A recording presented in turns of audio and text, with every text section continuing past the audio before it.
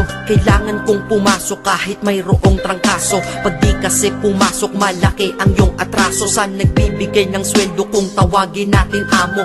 Kailangan doble kayod para amo ay maamo. Sa sobra mong trabaho parang ang sama-sama mo. Sa iyong anak na di mo na laging maasikaso. Kailangan yung buksan ang isipan na sarado. Sa buhay minsan talo at hindi laging panalo. Wala kang aasahan, walang mamamalato. Pag di ka nagtrabaho, buhay mo ay lalalato. Kahit pagod ka na, ang sinasabi mo wala to. Mahirap ang mabuhay, anong magagawa ko? Kailangang magtrabaho upang mabuhay sa mundo.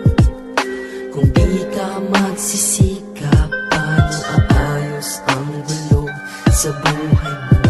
Pamilya mo, tagumpay masisilayan mo.